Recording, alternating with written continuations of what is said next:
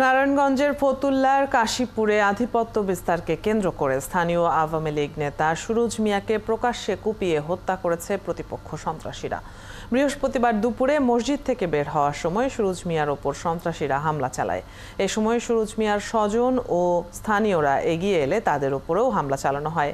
এই ঘটনায় 5 জনকে উদ্ধার করে প্রথমে নারায়ণগঞ্জ জেনারেল হাসপাতাল ও পরে ঢাকা মেডিকেলে পাঠানো হয়। এখন জন্ম সনদ দিয়ে খোলো বিকাশ স্টুডেন্ট অ্যাকাউন্ট। নিজের বিকাশ নিজে কর। এ সময় কর্তব্যরত চিকিৎসক সুরুজ মিয়াকে মৃত ঘোষণা করেন।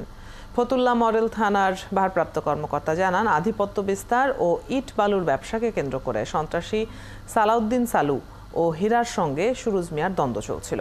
দোষীদের গ্রেপ্তারে পুলিশের অভিযান চলছে। নিহতের স্বজনরা জানান, সুরুজ মিয়া স্থানীয় 2 নম্বর ওয়ার্ড আওয়ামী লীগের অর্থ সম্পাদক। এই যে গেট জানলা মানলা মনে করেন সব বাইরে বুড়াই থেকে গেছে, আমরা তো ভয়ে ঘরে বই 20-30 জন আইছে কোবাইতে আমাদের, আমরা সব পলাইছি। সুকুবিচার আপনাদের বল সুকুবিচার তার ফাঁসি ছিল।